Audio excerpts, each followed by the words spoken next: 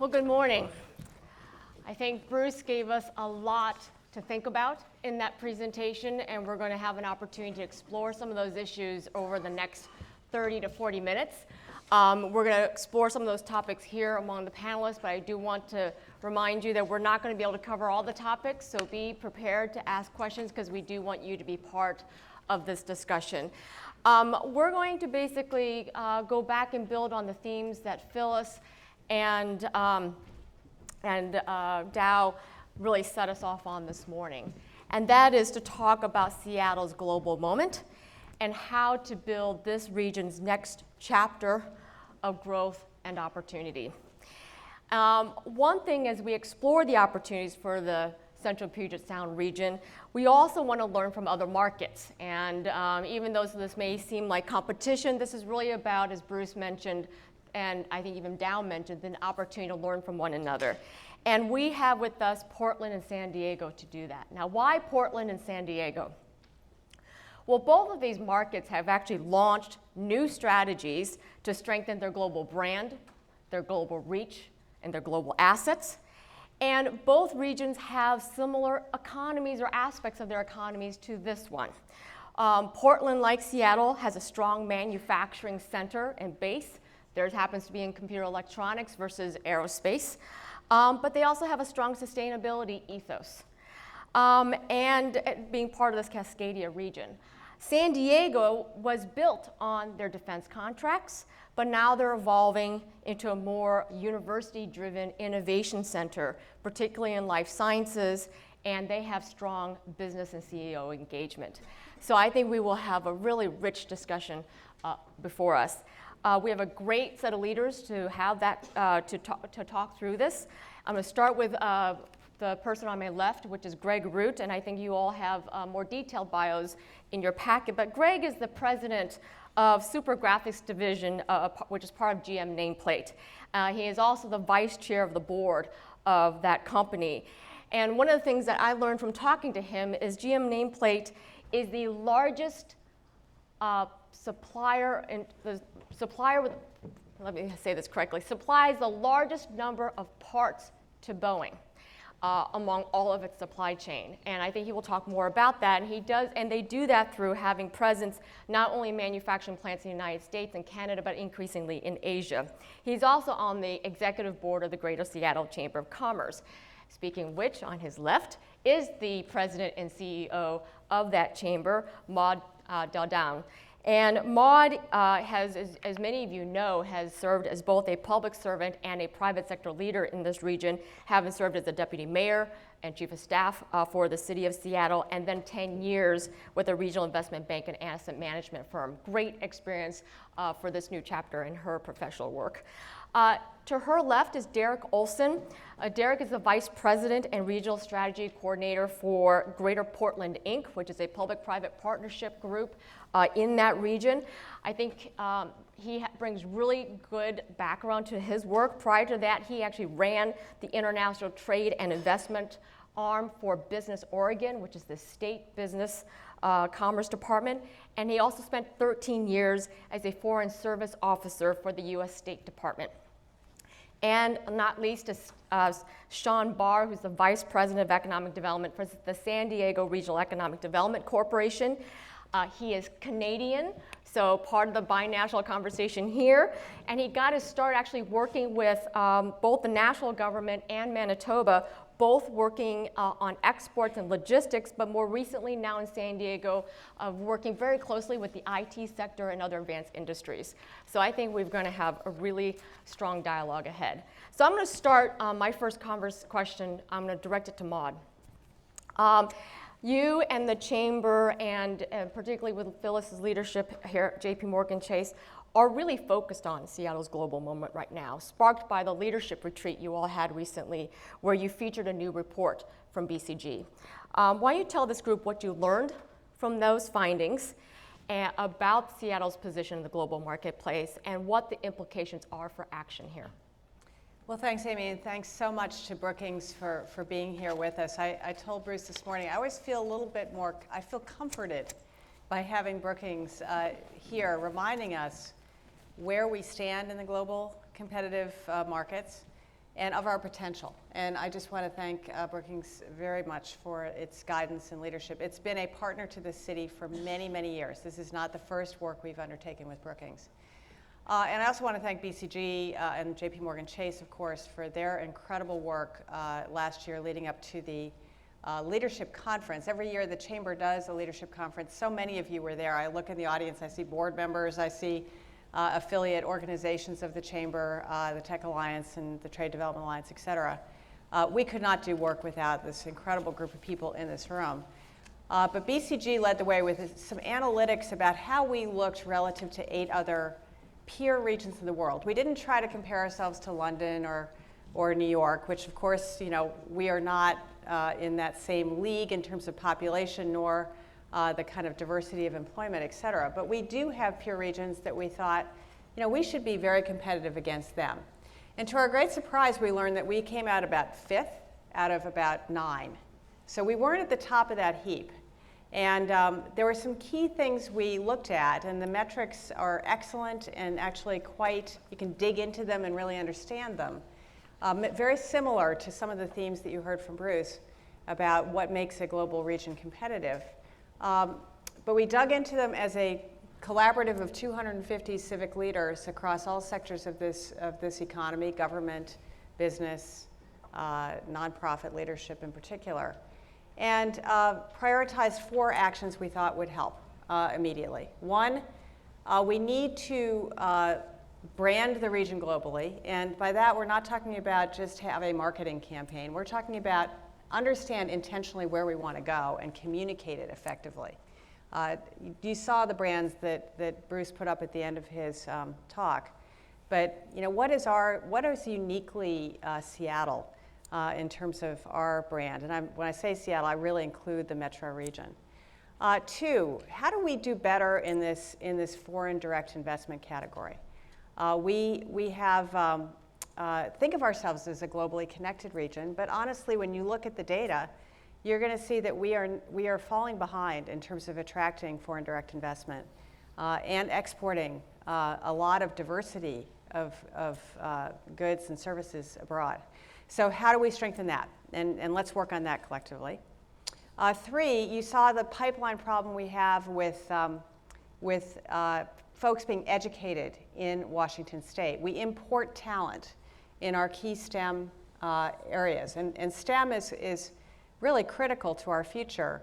BCG also did an excellent piece of work for the Washington Roundtable, another partner in this effort, identifying the fact we have 25,000 open positions in Puget Sound that cannot be filled because we cannot find the talent locally to fill those positions. So we need to actually increase our capacity, maybe double our capacity for STEM degree production in Puget Sound to keep pace with the companies and their growth and want to keep them fueled and located here. And finally, we need to better engage our corporate leadership in this effort.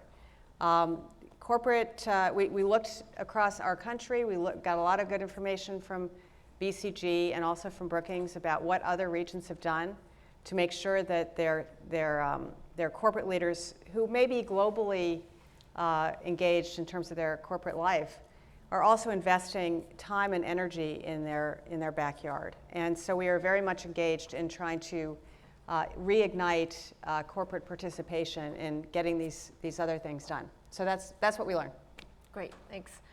Greg, why don't you give the audience here a better sense of the products of GM Plate, why you and the company have gone global, and what does that say to you about the agenda for this region to be more globally competitive for firms like yourself? Okay, so GM Nameplate is a global manufacturer of brand and input devices. So when I say brand, we make, as an example, the Dell nameplate on the backside of a laptop, or the Ford nameplate on the side of a wheel, or the on-off button on a Microsoft Xbox, or when you go home or the next time you take a flight, the marker that says 6ABC in the airplane.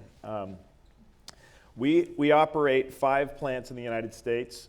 We're a regional manufacturer. Most of what we manufacture goes to that region to support customers in that region. On the West Coast, we have 3 divisions, one in Seattle, actually 2 in Seattle with our large format division, which is Super Graphics, which makes signs and banners and things of that nature, Beaverton, Oregon, and San Jose, California. We went to San Jose, California in the mid-'80s to take advantage of Silicon Valley and the things that were going on there. We've had the, I would say, benefit of creating great relationships with good companies at the right time.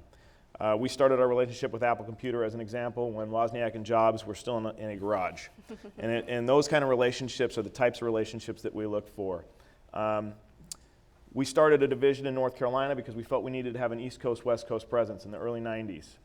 Today we have another division in New Hampshire through an acquisition, which kind of gives us the ability to really take care of the United States.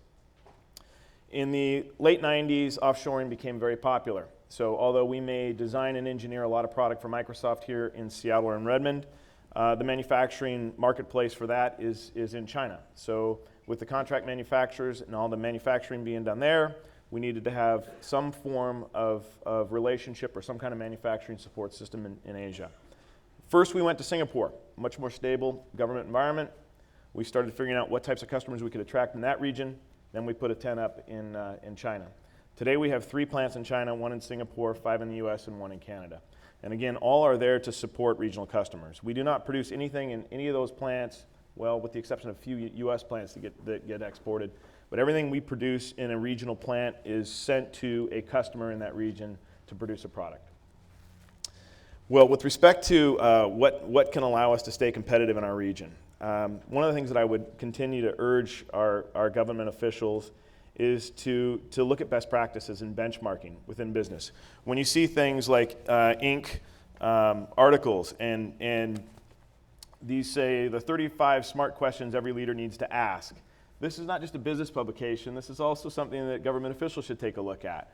As I look at things like permitting, what may be perceived to be best in class internally within a government or a regional government may not be best in class with respect to what a company needs to thrive in a market. And so the things that we need to look at are how we work better between the government sector and the business sector. Education. There's no doubt we need to continue to invest in education. As I understand it today, there's some 25,000 jobs that just cannot get filled in this region based upon a lack of education in the areas that we need people. There's no doubt that we need to continue to look at things that attract people to our region. Although we've got an incredible natural resource of lakes and oceans and mountains and things of that nature, culturally we need to continue to bring more diversity and more unique experiences to those that are considering investment in the Seattle region. I don't know, maybe I've answered a few of your questions. Yeah, I think we're going to be able to come back and explore those in further detail.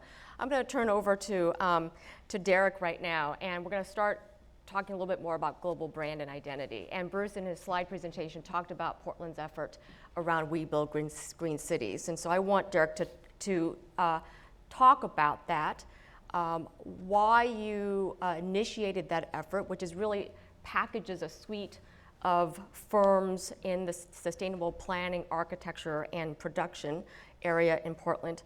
Why that particular niche and focus, and tell us what the successes have been ever since you launched this both branding effort, but a real business market opportunity for firms. Thank you, Amy. We Build Green Cities came out of a desire to really brand and market Portland's global edge, and through the Greater Portland Export Initiative process with Brookings.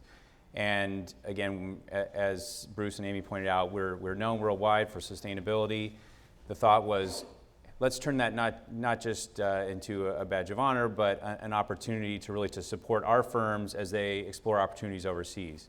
So with the leadership of the Portland Development Commission and with some strong private sector support, we've had both service sector and also manufactured goods companies come under this We Build Green Cities banner that is really a leadership leading the marketing effort on how they can use their strengths to help cities not only in developing countries, but also more advanced countries that may be recovering from a disaster, like in Japan, to tap into the strength of the firms we have locally. So specifically with Japan, we have one of our partners in the Portland Development Commission is heading out there next week. He's leading a number of clean tech related firms, and they're building off success they had late last year, where they signed a memorandum of understanding with something called Smart City Planning to help do some actual deals in Japan. That has then given us an opportunity to expand and give a window to pulling other companies into going over to Japan, and so there's 9 athletic and outdoor companies who are going on a related mission. What we've really seen is it gives a tangible way for people to connect their general impression of Portland as a sustainable city through our planning and our technology to a concrete way to do a deal. After we had the first big success with Japan, with the deal that ZGF Architects and others struck through this MOU, we had companies calling our partners and saying, I want to get involved in this. How do I get involved in this effort? And one of them, for instance, was an architecture company that was owned by a foreign company, and they wanted to build off their heritage in Portland to break into new markets. So we've been really excited about this, and we see this as a chance really to continue to grow support for our firms overseas. That's great. Sean, talk about, Sean and San Diego has also launched an export plan, and as part of that, really focused on your global brand and position. Explain to everybody here the challenges you all have faced and where you want to take your effort. Great. Well, thank you, Amy, and thank you to the Brookings Institution, and thank you to JPMorgan Chase for the invitation to be with you here this morning. Thank you to the City of Seattle and UW for hosting us. Our a history or legacy of global engagement in San Diego is really rooted in kind of 2 key areas. One is, of course, we're in a very advantageous geographical position, of course, on the binational southern border with Mexico. Very strong roots there, obviously, through decades of work and engagement on a cross-border basis. 2, of course, we benefit from geography, of course, blessed with great natural resources, sunshine and beaches. It's a great brand, obviously, for San Diego and the city of San Diego. And then when we look at sort of the second thing that has driven a lot of our global engagement, we talk about culture. And that is a culture in San Diego of one that's really rooted in self-reliance, in that it's given rise to a culture of innovation in our community, a startup culture, and really a culture of collaboration that's rooted, again, back to that self-reliance. So those 2 factors, geography and culture, have come together at a time where we've asked ourselves, where are we in terms of our global competitiveness as a region? And as Bruce speaks to, relying on that history or legacy is something that we've certainly been questioning in our community. As we look at the numbers, and we've worked closely with the Brookings Institution, we've seen that San Diego is the 16th largest metro in terms of GDP. In fact, is 55th when it comes to export intensity, which from our perspective in San Diego, our community shouldn't be 55th in anything. Never mind export engagement and global engagement. So that has certainly given rise to an emphasis in our community that's really driven by our community leaders from business and academia more recently to come together to develop a more comprehensive, concerted export plan that, as we've built out the export plan, we've realized that one cannot talk exports without talking foreign investment, without talking human capital, without talking the role that infrastructure plays in the community. So what has come from that is predominantly a global competitiveness strategy, which is obviously why we're here interested in talking about the foreign investment campaign and obviously talking about the role that human capital plays. So legacy one, certainly something that has driven a lot of the discourse and the conversation in the last few years, but our objective overall with our global competitiveness plan is not necessarily in terms of doubling or tripling exports, but changing the conversation and changing the culture of global engagement in San Diego. Bruce had a slide, and it looks like my neighbor Joe with his grill and palm trees in his backyard. But it's changing a culture in San Diego that celebrates global engagement. Oftentimes we see agencies in San Diego, when they engage abroad, upon their return, they're featured in an expose in our local press about how much it cost for them to engage in those conversations, rather than celebrating the fact that San Diego's been sought out for this types of counsel and advice on innovation, transportation networks, or foreign investment, for example. So we're looking to try and really change that culture of global engagement in our community as an outcome of our export plan and our global competitiveness Sean, can plan. you say more about, in all that culture change that you're trying to create, is what's the brand and identity you all want to now project out as you implement your strategies? Yeah, I think it speaks to Bruce's point that we need to take charge of what our global identity is as a community rather than have someone else define it for us. Of course, San Diego is a very positive brand in terms of sunshine and beaches, and I love pandas and I love Shamu. But our global identity is not necessarily in line with how we as a community define ourselves. Yeah. We have companies like Qualcomm who have seemingly invented, CDMA technology and the cell phones that we all now use today. We have companies like Illumina who have essentially mapped the world's genome, or will be mapping the world's genome.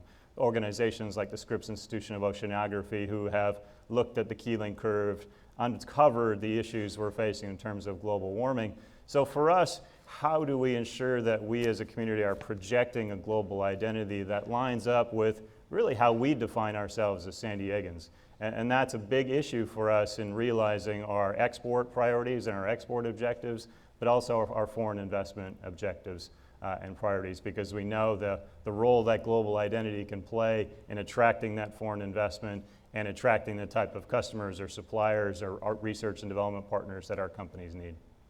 So let me just build on the conversation you talked about, your binational relationship. Bruce talked in his presentation about not only is every region creating what we call unilateral strategies, what they do within their region to be more globally competitive, but now creating these bilateral relationships with peer markets so we jointly produce the products of the future. Both of you, in addition to Chicago, Mexico City, which was featured today, also have forged some new bilateral, binational relationships. You talked about the Baja relationship with Tijuana.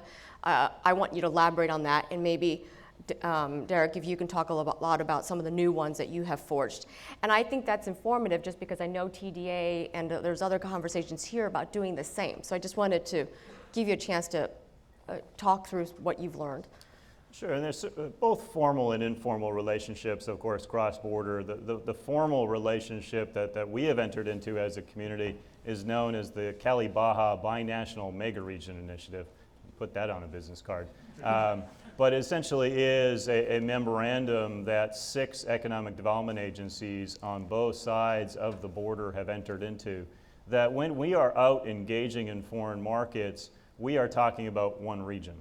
We're not talking about the city of Tijuana or the city of San Diego. Of course, 3.2 million people in San Diego, an equivalent number. The numbers aren't terribly good on the southern side of the border, but 3 million in Tijuana per se. So 5-6 million people in a region where one can have a corporate headquarters, have your research and development headquarters, and 10 minutes down Interstate 5, you can have a globally competitive manufacturing center, a unique offering, obviously, in the world that we are in a position to try and leverage more. So through the Cali-Baja Binational Mega-Region Initiative, we essentially have come together as one region to take a hold of our global identity and project that to the world.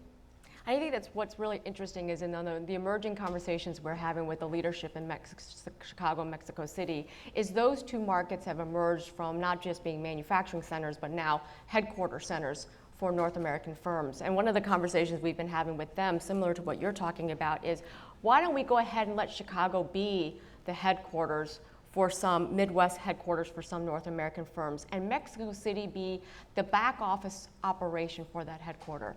And we jointly position those two markets to these multinational companies to keep their cost competitiveness down. So I just think that's an interesting way of thinking about these relationships in terms of building on joint competitive advantages.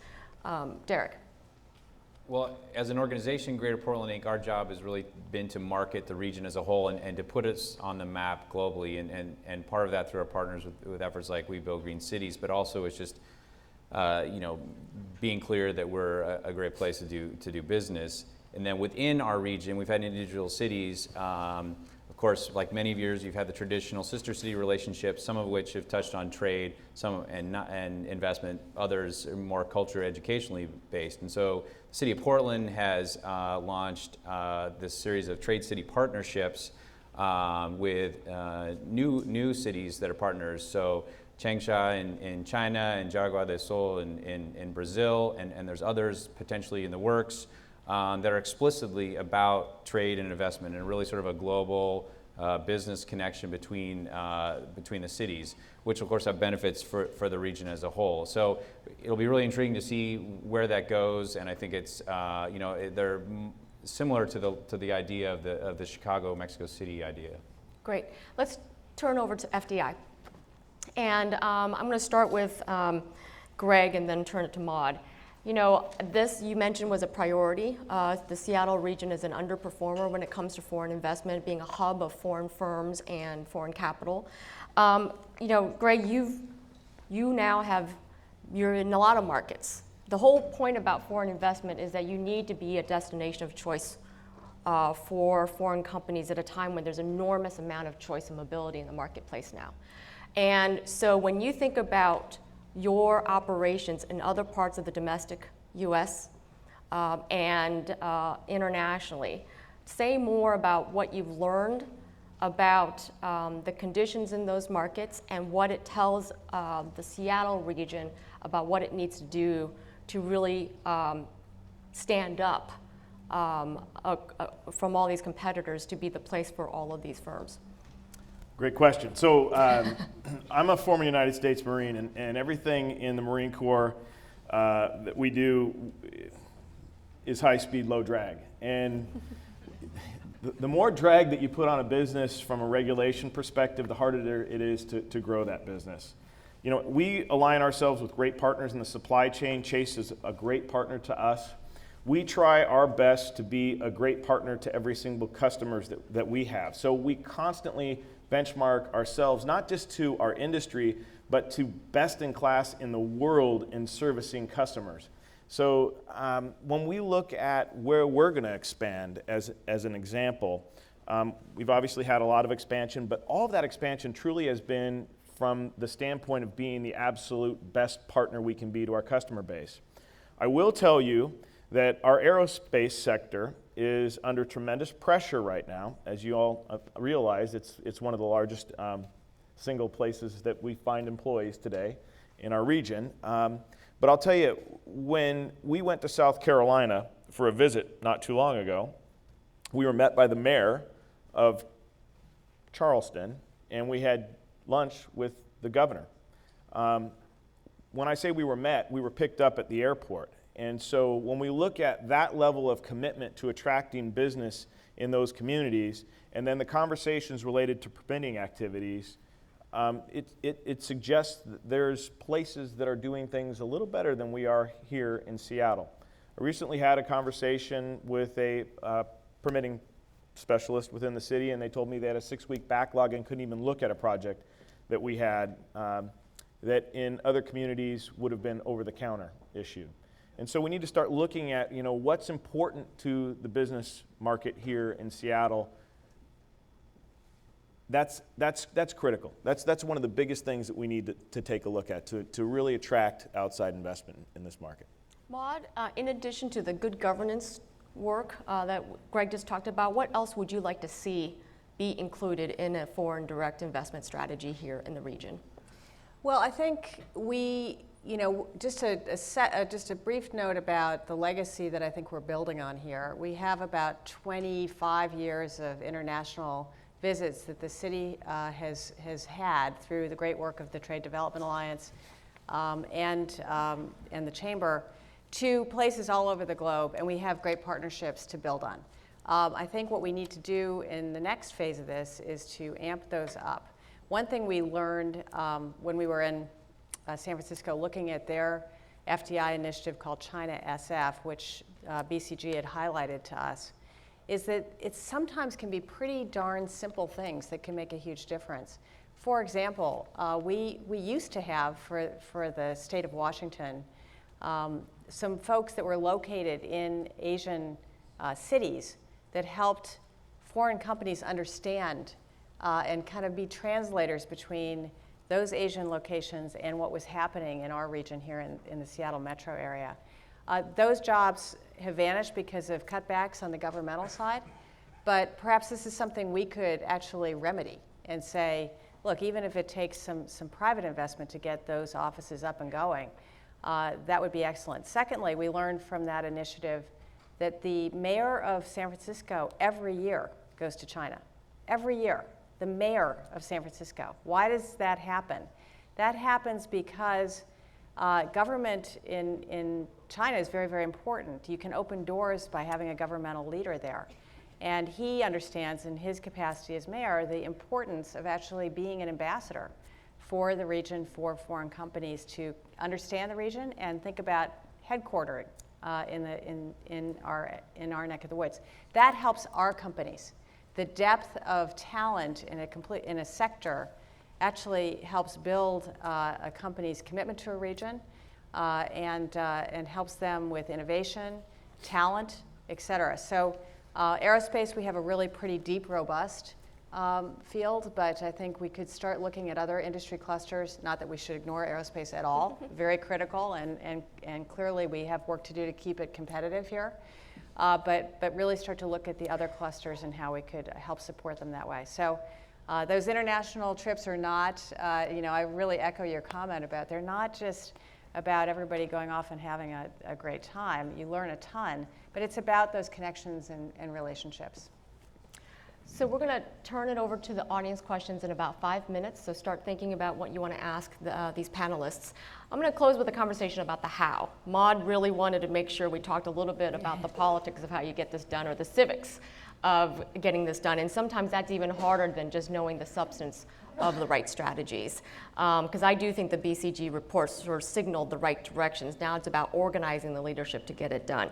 I think what's really interesting about the hard work that Seattle and Portland have undertaken as part of their global engagement strategy is to bring together a new and different set of coalitions around their efforts. So San Diego has organized something called a Chairman's Competitiveness Council, sort of predated the global strategy, but was really important in terms of bringing the CEO groups unified around a single regional set of priorities. I want you to talk a little bit about that just briefly. And then with Derek, behind the regional export plan and the engagement strategy is not only strong company engagement with Nike and others, but the Council of Governments have stepped up. Every single municipality is a really big part.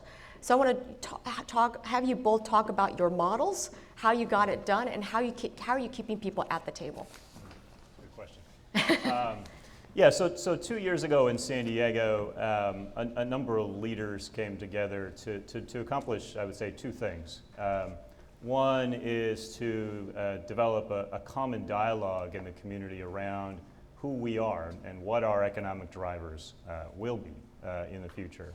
And two, to talk about how we possibly organize ourselves much better in the community and set essentially a strategic framework for all of the respective leaders around San Diego to align with. So it accomplished those two objectives in that today San Diego in many ways speaks on the same page relative to the drivers of our economy. And this is rooted in what we call our traded economies. So 45% of our employment base is rooted in three areas, essentially. One, in our tourism economy, which plays a very big role, of course, locally in the community, about 11-12% of our employment base. Two, our military economy. 20% of our employment base is rooted directly or indirectly in Department of Defense spending. And then three, in the innovation economy, which is 12-13% of our employment base. So on total, 40-45% of our economy rooted in those three traded economies. And that dialogue is pervasive in the community now because of the Chairman's Competitiveness Council. Secondly, how have we set the strategic framework? Well, essentially this group of 26 leaders, both from business and academia, who sit on the boards of the Chamber and the EDC and our startup organizations, one known as Connect in San Diego. They have come together, 26 of them, if you can believe, to rank the 13 priorities facing San Diego's economic future. So they have been able to agree as leaders in our community of what those 13 priorities should be and the strategic framework within which we should all be working as organizations that drive economic development in our community. So they have set both the dialogue, the common dialogue, as well as that strategic framework that we all in the community can essentially align ourselves with and produce the tactics in order to fulfill that vision that they have set forth for us. And fortunately, they ranked the need for an export plan and the need to essentially drive our global competitiveness as a region as in one of the top 5 priorities that we should be focusing on in our community. So That's great. that's essentially the Chairman's Competitiveness Council model. Great. Derek, just a couple minutes. Sure. Well, what Brookings and JPMorgan Chase, we really appreciate, they were the catalyst to help us to bring together a C-level steering committee that's chaired by Intel, which has its largest production facilities in the Portland area, and then by the head of what's a unique sort of tri-county elected government called Metro. They lead this, which includes, the steering committee includes mayors, includes key companies that we share in the supply chain with Seattle, quite frankly, as part of our Northwest relationship, like Boeing and others. And then we have a prominent foreign direct investor, our most prominent, Daimler Trucks North America. So we have this structure at the C-level steering committee, and then we have a working team underneath that.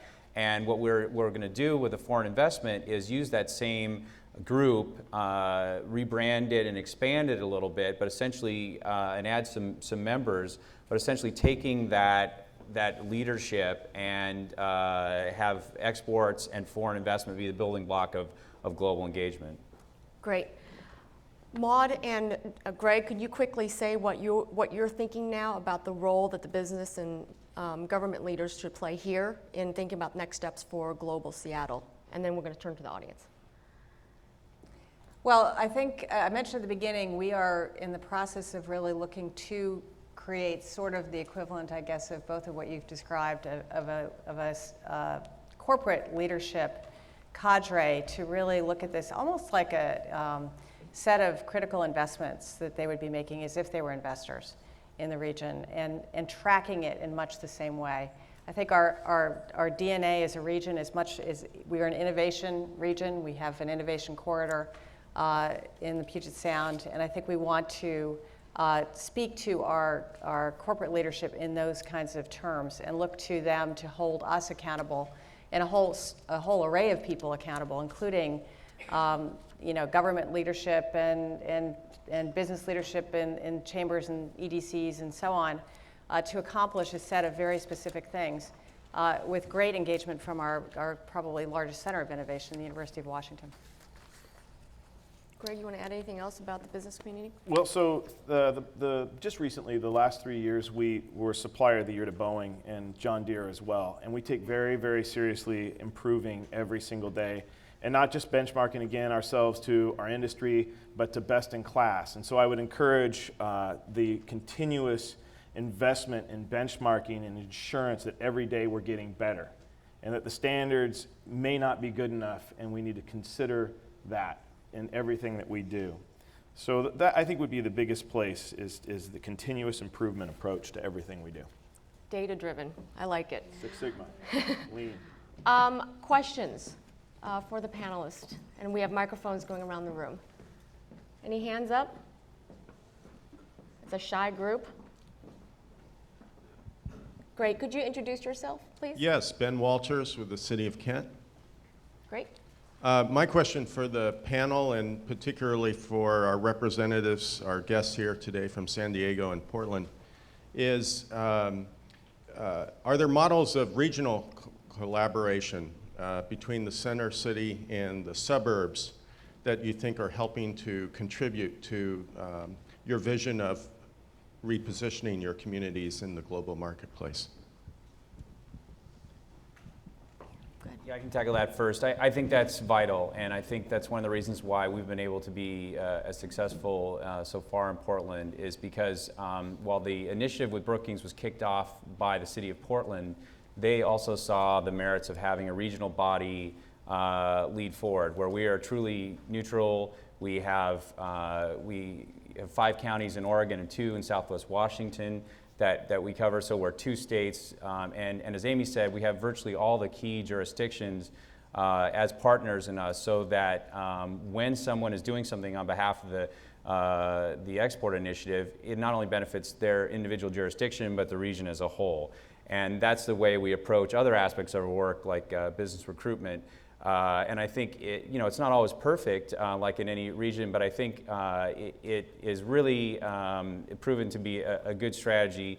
And frankly, that's why I'm really glad to be up here today, is because we see a lot of that too with the Seattle metro area. I mean, every time I get the chance to come to Seattle, I talk with the folks at the state and federal and regional trade associations, others, who many of them have regional responsibility over the Portland area, because we share a lot of interests, especially on trade and investment. So I think that model of a neutral partner that can have all the key players at the table allows people to have trust that the effort is being implemented on behalf of everyone, and if they're not there at the table, they know that they have a representative who is thinking about their interests. I'll add from San Diego's perspective, the conversation in the community, as it has in most communities, has been about job creation. It's not about job redistribution. So what we've seen in our community is an understanding that moving Company A from South County San Diego to North County San Diego is not a net job creator in the community. So the idea of this collaborative approach, one, because of essentially the legacy in our community of self-reliance, that we've got to figure this out on our own, and if we wait for DC, with all due respect, if we wait for our colleagues in Sacramento, we may be waiting a long time. So as a community coming together, both under the Chairman's Competitiveness Council, the Cali-Baja Binational Mega Region Initiative, but also amongst the 18 cities that make up the county of San Diego, and yes, there's 18 cities just in that one county alone, that we need to compete for jobs globally. And we don't need to be spending the time competing amongst ourselves to redistribute those jobs from one city to the next, because ultimately that does not grow the pie, which is the ultimate objective for us as a region. Great. I think we have time for one more question. Yeah, go ahead. Joanne. Hi, I'm Joanne Harrell with Microsoft and also a regent. Thank you. Hi, I'm Joanne Harrell. I'm with Microsoft, and I'm also a regent for the University of Washington. And what I'm interested in hearing about, in particular from San Diego and from Portland, about how you particularly see the role of universities and the role and the opportunity that universities within colleges and universities are playing within economic development in your areas relative to the Global Cities initiatives that you're driving there. Go ahead. Well, I'm happy to start with that one. In our community, the University of California, San Diego, SDSU, San Diego State University, University of San Diego, are the nexus of our innovation economy. When you look at the historical roots and the seeds of the innovation economy in our community, companies like Qualcomm began as Linkabit. Dr. Irwin Jacobs, from his time at UCSD, founded Linkabit and ultimately became one of the largest employers in our community. We see companies like Hybertech, which was coming from a professor, Ivor Royston, on campus at UCSD, founded the first biotech company in our community from his work at the university, which today, you look at the family tree of Hybertech, has created arguably one of the largest life science biotech industries in the world. So our telecom industry, our life science, biotech industry, and our clean tech or our renewable energy industry through the Scripps Institution of Oceanography, which is a component of the University of California, San Diego. Those three industries essentially have their roots back to UCSD. And today what you find clustered within less than 2 square miles around the campus of University of California, San Diego, you've got 80 public-private research institutions. You've got over 500, 600 companies clustered all within that area in great proximity to the intellectual capacity, the human capital that exists on campus at the University of California, San Diego. So you cannot understate the role that our universities have played in our economic prosperity in our community and continues today. Just quick. It's critical. I mean, we have all the major universities are investors and partners in our organization. On our team here for this next working session, these next couple days, is a leader from Portland State University.